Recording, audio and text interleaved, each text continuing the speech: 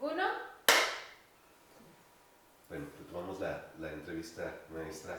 Y vamos a pasar ahora al tema del liderazgo pedagógico, porque bueno, esa es una de las funciones también del director, ¿no? O sea, la parte de ser líder pedagógico, debe conocer el mapa curricular, los modelos para su implementación, debe diseñar estrategias, acciones, todo esto pues encaminado tanto a la planta docente, ¿no? Para fortalecerla, ¿no? Como también para la parte de los estudiantes, y algo particularmente que es motivar a los chicos a que concluyan este periodo de su vida escolar. Así es. De hecho, digamos que la parte pedagógica, siempre, no solamente yo, en realidad la comunidad de docentes que tengo, han estado muy cercanos a desarrollar esta parte en la escuela. Pareciera que, ay, qué bárbaro, qué plantel que hace de todo. Cuando se creó el nuevo modelo educativo en el 2016, que se lanzó en 2017, el Centro Multimodal participó en la elaboración de los programas de estudio. De hecho, están publicados, ¿no? Eso se puede revisar muy fácilmente. En los programas de estudios de bachillerato tecnológico, ningún plantel tiene a tantos maestros participando en estos programas como nosotros. De hecho, yo participé en álgebra, la subdirectora en geometría analítica, y así tenemos, en 7 programas al menos tenemos participación, ¿no? Entonces, la gran ventaja es que conocemos muy bien el mapa curricular. Estamos muy, no solo conocemos, estamos muy relacionados en cómo se ha implementado y cómo se ha aterrizado en los programas de estudio. Y estos programas son los que ocupan todos los planteles, los docentes en todo el país. Entonces, hemos tenido la oportunidad, en gran medida por la cercanía con el área central y por la experiencia de los docentes que trabajan en el centro multimodal, de participar en esta elaboración de los programas, en esta elaboración, en el planteamiento de los planes de estudio. Yo misma he hecho planteamientos para cambiar inclusive los planes de estudio de la carrera, que es mi área de especialidad de acuicultura. Entre mis profesores están quienes han hecho los planteamientos para las adecuaciones de la carrera de recursos hídricos, que también impartimos. Tengo a la maestra que ideó y apoyó la formación de la carrera de sistemas de información geográfica. Entonces, digamos que en esta comunidad de la experiencia que tienen, pues hemos encontrado que podemos apoyar al área central y al mismo sistema educativo desde varios ámbitos. Entonces, ¿cómo se aborda con los chicos? Pues justamente desde la experiencia de haber sido nosotros quienes establecimos qué era lo que se iba a poner en los programas de estudio. Ahora, hablábamos de esta parte de la deserción escolar como uno de los problemas fundamentales, y esta parte del liderazgo pedagógico atraviesa también esta parte de generar las condiciones, generar estrategias de motivación encaminadas justamente al logro de los objetivos. ¿Cómo lo trabaja usted en el plantel? Mire, para el tema de justo de establecer estrategias para que los chicos puedan alcanzar las competencias, para que los chicos puedan desarrollar los aprendizajes esperados que están en los planes de estudio, trabajamos en academias. Justo es parte del trabajo que hacen las academias, de tener consensos sobre qué actividades han sido más exitosas. Entonces, hacemos algunas sesiones durante el semestre en el que intercambiamos actividades exitosas o prácticas que nos han funcionado muy bien con algunos grupos, ¿no? Entonces, a todos nos queda muy claro que cuando establecemos la secuencia didáctica y establecemos nuestras actividades ahí, las planteamos, no necesariamente van a salir como nosotros queremos que salgan con todos los grupos.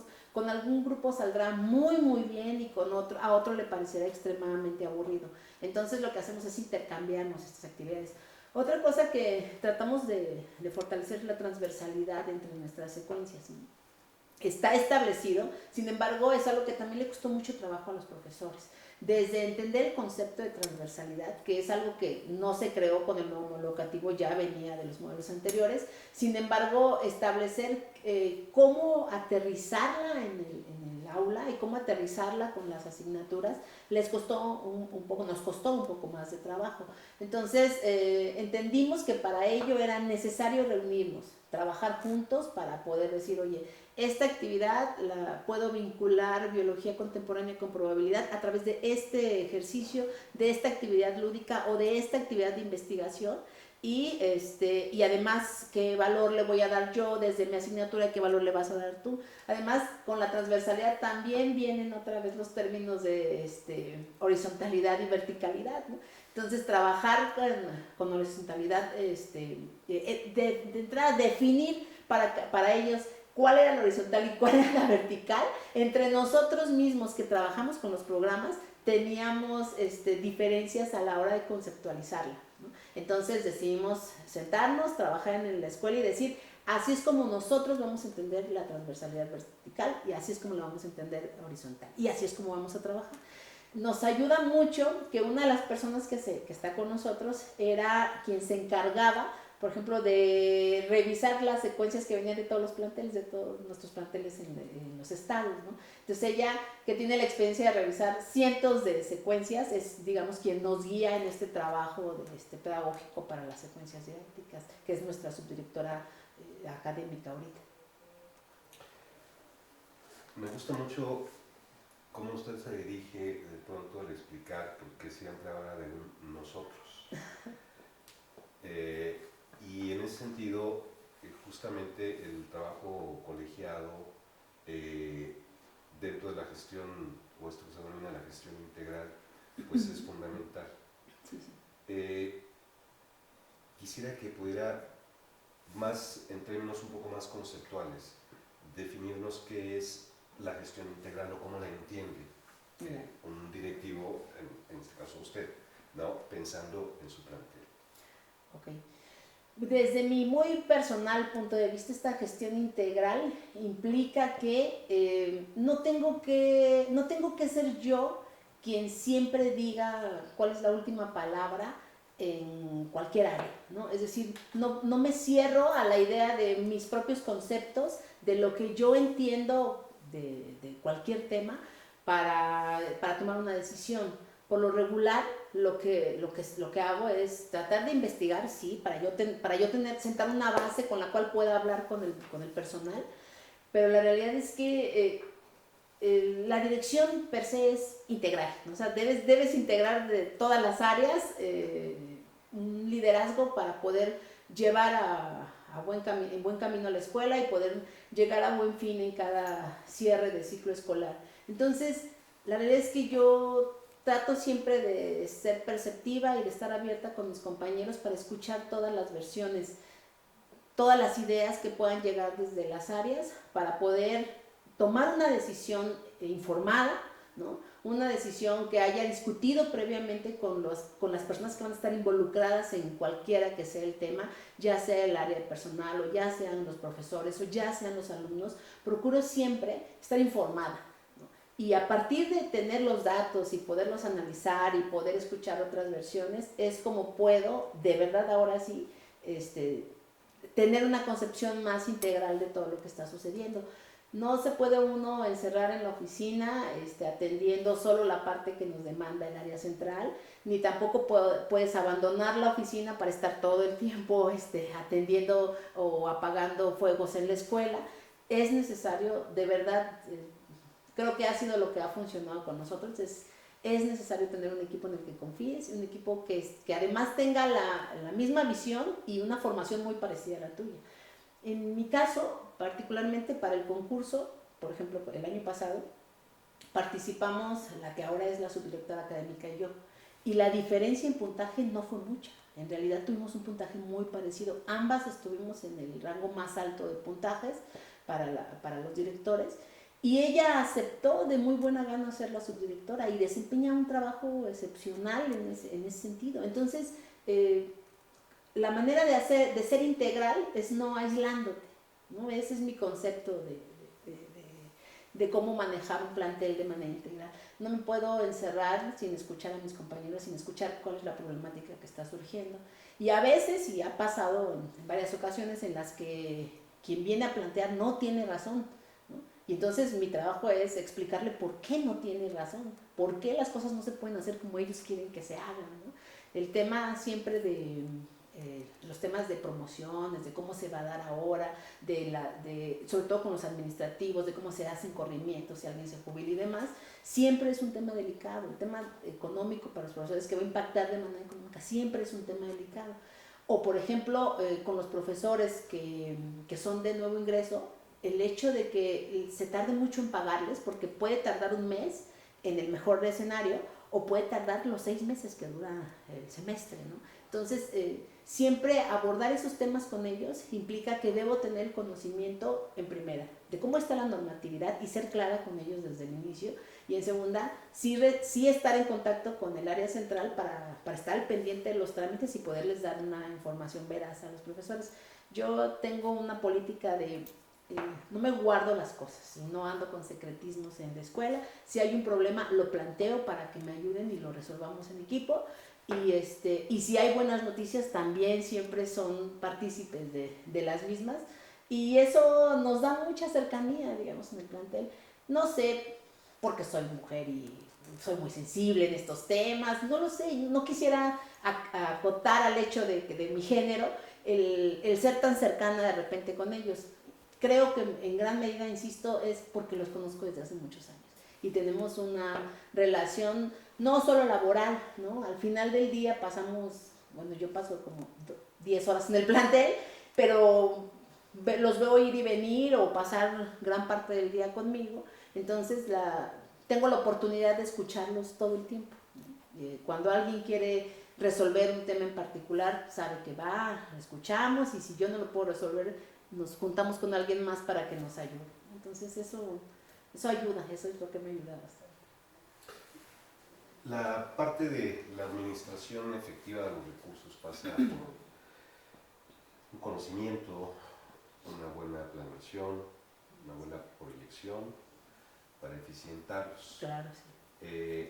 Si puede comentarnos justamente su percepción sobre una administración eficiente. Y por supuesto, aunque ya platicamos un poquito de eso, a lo mejor de manera muy breve. Claro. El tema de la planeación, sobre todo en el tema de los recursos, ¿no? La planeación implica no solamente los recursos financieros, tenemos que pensar en los recursos humanos de los cuales dispondremos a lo largo del semestre.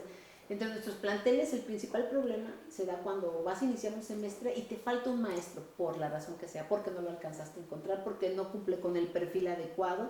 Entonces, ese tema de cómo resolver esa situación implica que la planeación debe hacerse muchísimo antes de que vaya a empezar el semestre. Es decir, con 2 o 3 meses de antelación tú debes estar ya previendo qué va a pasar con el recurso humano para el siguiente semestre. Es algo que también trabajamos nosotros con la subdirección administrativa y la subdirección académica, y de saber, oye, empieza a hablar con los profesores para saber si vamos a contar con ellos el próximo semestre, pregúntales si se van a quedar, pregúntales si la asignatura que les vas a impartir tiene experiencia, revisa que el perfil del profesor coincida con la asignatura. Entonces todo eso se revisa con mucha antelación. Y se planea, evidentemente, con al menos 2 o 3 meses de antelación. En el caso de los recursos materiales, nosotros tenemos la ventaja de que, como estamos en un edificio federal aquí en la Ciudad de México, que rentado por la misma Secretaría, tenemos algunos apoyos en recursos materiales. Entonces, mes con mes, el área administrativa se encarga de informar cuáles son las necesidades. Esas son mensuales, ¿no? Nosotros planeamos para todo el ciclo escolar, pero se van subsanando de manera mensual. La planeación para el tema de los recursos, de recursos financieros, se hace de manera semestral, porque ahí sí tenemos que hacer cortes para saber cuánto dinero ingresó, cuánto dinero egresó de las cuentas.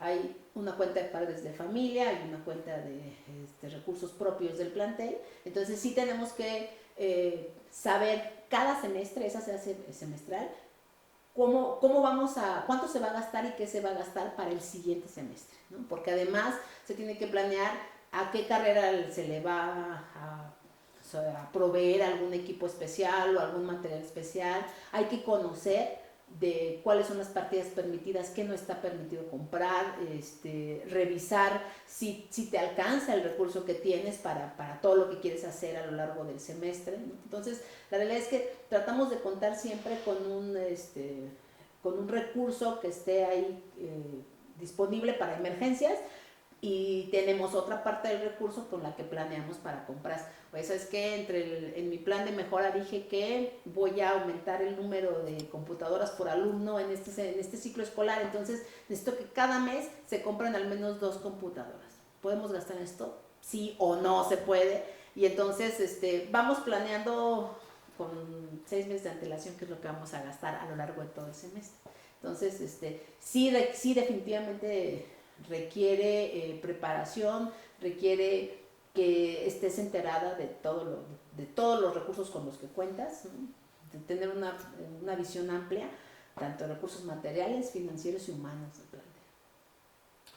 Este manejo eficiente de los recursos pues involucra también a la comunidad o los colectivos que integran la comunidad.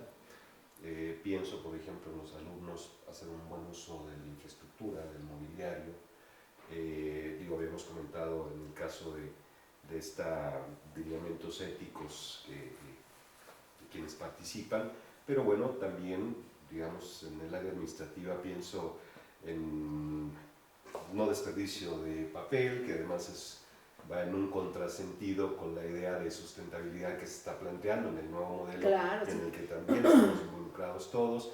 En fin, esta parte, por ejemplo, de cómo convocar a los diferentes colectivos para hacer un uso eficiente de los recursos en este sentido, maestra. Sí, lo más difícil en ese sentido es justo sensibilizar a los alumnos, porque los profesores están conscientes. De hecho, siempre me hacen broma en el área central porque dicen que los tenemos muy consentidos, porque la escuela les provee de materiales, y entonces justo porque nosotros les proveemos de los materiales que requieren para su práctica docente, hablamos con ellos y les tenemos dicho muy claro que necesitamos ser prudentes y ser conscientes de lo que se gasta en ello. Por ejemplo, si los plumones, se gastan muchísimos plumones en el semestre, ¿no? Los profesores saben que tienen ahí una caja en donde los plumones se reciclan, en donde se llevan las pilas, en donde se llevan, o sea, los profesores ellos mismos tienen como esta conciencia de cuidar los recursos. En el caso de los alumnos es más difícil, ¿no? Porque de repente los chicos no cuidan las bancas, juegan y hacen tejitas de papel con las anitas, y por ello hacemos pláticas al inicio del semestre, sobre todo con los nuevos, ¿no? Porque vienen de escuelas públicas en las que, y yo entiendo porque mis hijos están en escuelas públicas, en las que a veces un baño no se lava en 3 días o no hay papel de baño, ni pensar que haya jabón y sanitas, bueno, menos. En nuestro plantel todos los días se les pone jabón, sanitas, papel de baño.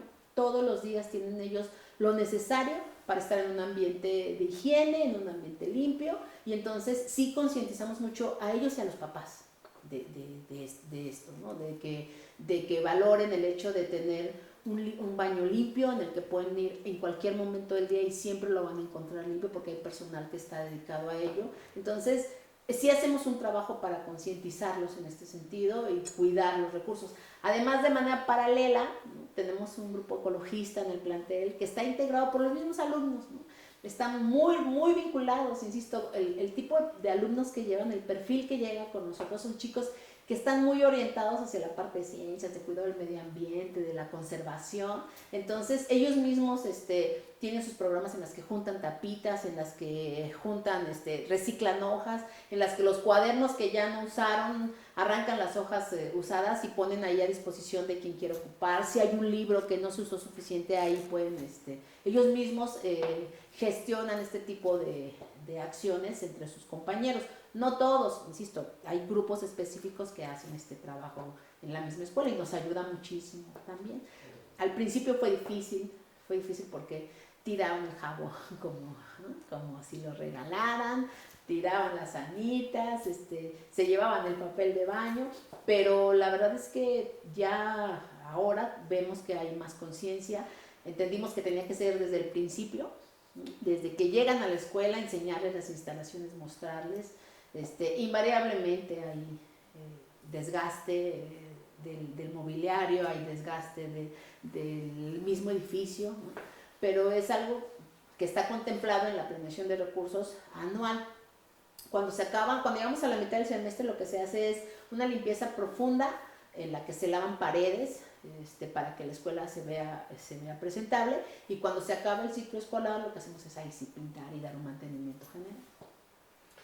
Por último, maestra, voy a tocarle aquí unos conceptos que quisiera que nos pudiera describir, ¿no? Entonces, son básicamente en términos más bien de estas partes técnicas que también el directivo tiene que conocer, tiene que realizar. Y bueno, empezaríamos por diagnóstico para el contexto educativo. Ok. El diagnóstico, de hecho, es parte de lo que un director debe hacer, inclusive para la planeación del año y también para el plan de mejora continua que nos piden en cada ciclo escolar.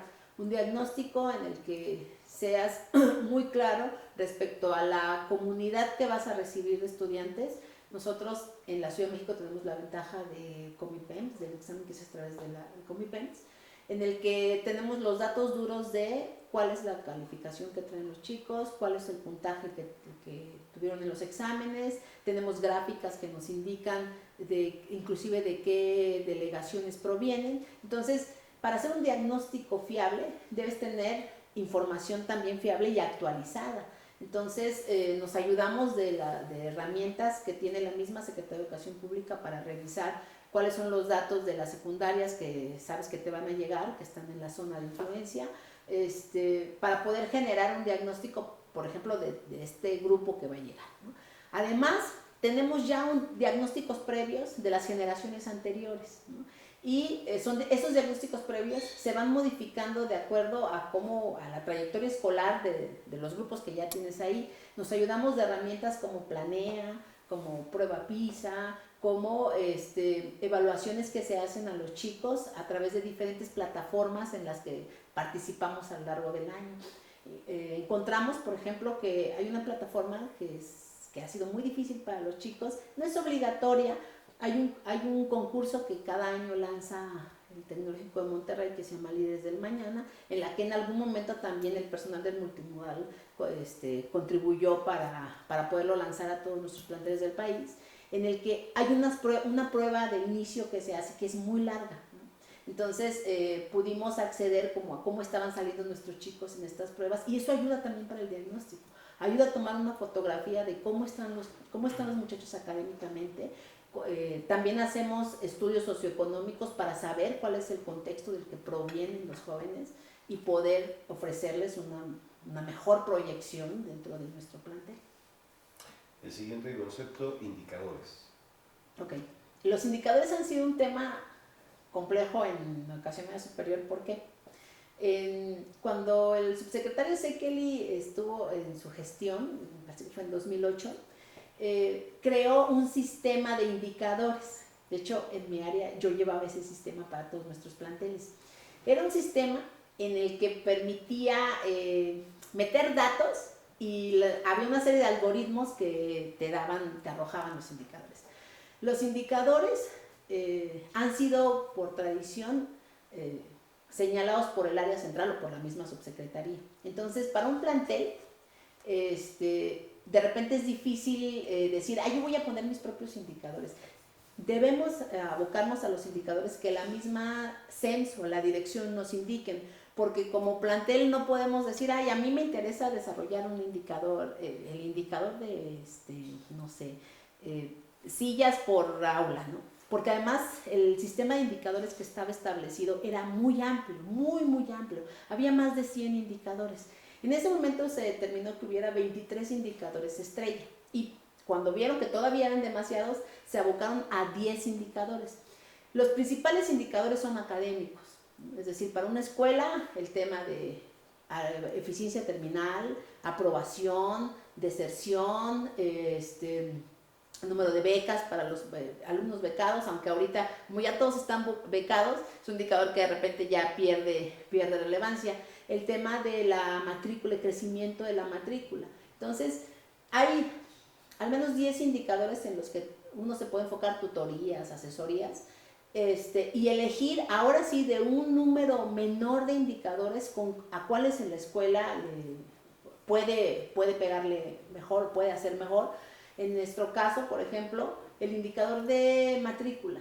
No nos preocupamos por la matrícula porque Comipems seguramente me va a proveer del número de alumnos que yo le pida, pero en un plantel como por ejemplo en Yucatán, me parece que había un plantel en una extensión nueva en la que había como 65 alumnos, ¿no? Entonces para ellos sí ese indicador es prioritario. Los indicadores dependen del contexto del plantel, ¿no? Y aún con ello es indispensable que los indicadores prioritarios siempre sean la eficiencia terminal, el porcentaje de aprobación, porque ya sabemos que son los que más le van a pegar a que los muchachos abandonen la escuela.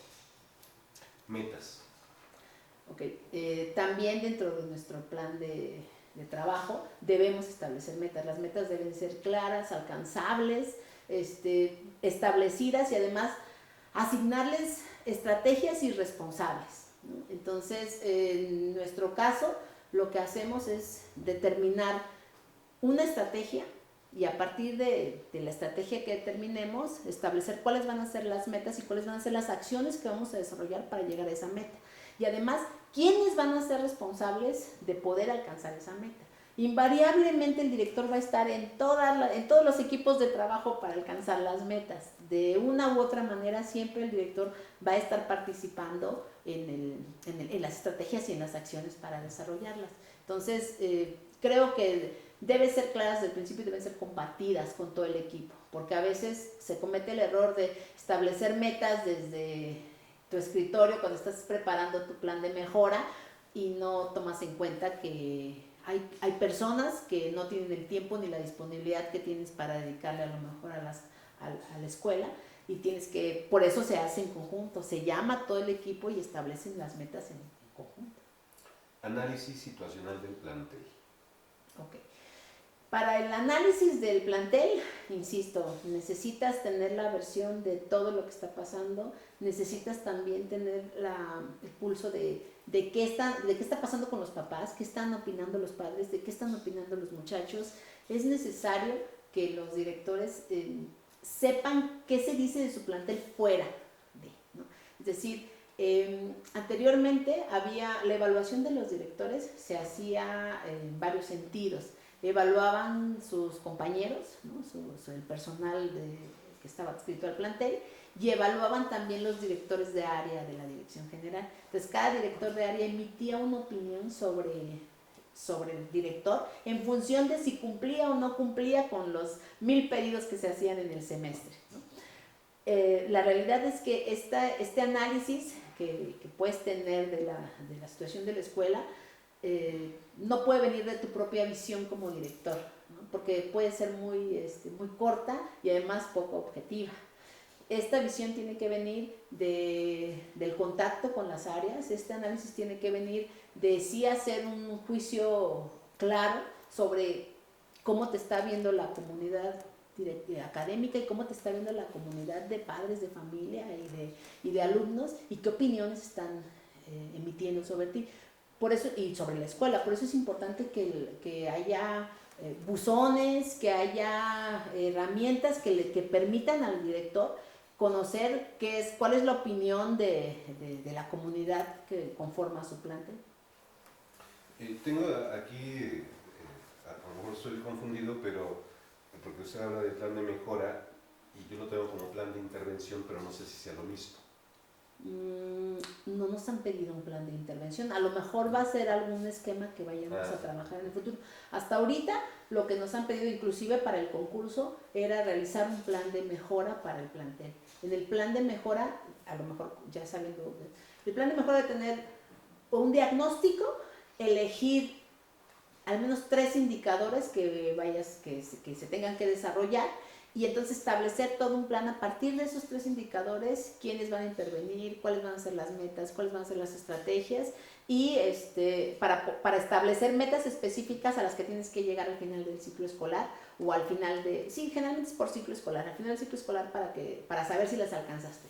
Si las alcanzaste es que tu plan de mejora lo siguieron pues, al pie de la letra. Pero la verdad es que sucede como en las planeaciones, a veces hay cosas que se desvían, tienes que adecuar, y la otra situación que observamos en el caso de los planes de mejora es que ¿qué personal es el adecuado para evaluar un plan de mejora de un director? ¿Quién evalúa eso? Entonces, para ello, Ceneval estuvo haciendo algunas reuniones, estuvo convocando a algunos equipos de trabajo para poder hacer una evaluación objetiva de ello, porque si el plan de mejora se va a enviar al área central y lo va a revisar, pues no sé, no quisiera sonar despectiva de ninguna manera, pero si lo va a revisar la secretaria del director técnico, pues no sé si ella tenga los elementos para retroalimentarme con respecto a mi plan de mejora, o si tengan la experiencia, quien sea que lo vaya a revisar, si tiene la experiencia de la vivencia en un plantel, ¿no? Que eso ha sido siempre lo que los directores han pedido. Y yo lo recuerdo perfecto porque en mi primera reunión como directora, que veíamos las exposiciones del área central, les decía a mis compañeros, y yo era así, cuando les pedía cosas, eras igualita, ¿no? Si pedías todo para allá mismo y demás, entonces sí requieres tener, para dirigir el área central necesitas tener la experiencia de conocer qué se hace en los planteles y lo difícil que es llevar un plantel de medias. Por último, maestra, si pudiera compartirnos algún mensaje para sus compañeros, probablemente posibles colegas en algún momento, que están pues, preparándose en este momento para optar por esta promoción directiva. Creo que el mensaje que querría expresar para los compañeros que quieren aspirar a un puesto directivo, sin duda es que requieren desarrollar una gran variedad de habilidades para poder estar de verdad al frente de un plantel. Se requiere sensibilidad, se requiere sí formación en los programas que la Secretaría está desarrollando, se requiere conocer al menos la parte básica de la administración pública federal, requieren ser abiertos con sus compañeros, escuchar a la comunidad docente, escuchar a los administrativos, a los alumnos y a los padres de familia, para poder tener una percepción real de lo que está pasando en la escuela y por ejemplo, cuando van a requerir hacer su diagnóstico, que seguramente seguirá siendo un elemento para que alguien pueda aspirar a la dirección, requerirá que conozcan bien el plantel, que sepan qué es lo que está pasando y que puedan sentar una plataforma de cuál va a ser su proyecto de trabajo para el plantel. Pero esa plataforma debe estar bien informada, debe ser real para que puedan establecer metas alcanzables, ¿no? Entonces, creo que el mejor consejo es ayudarse de un equipo de trabajo y darle el voto de confianza a este equipo para que todo pueda salir bien. Pues muchas gracias, maestra. Por nada. Ojalá les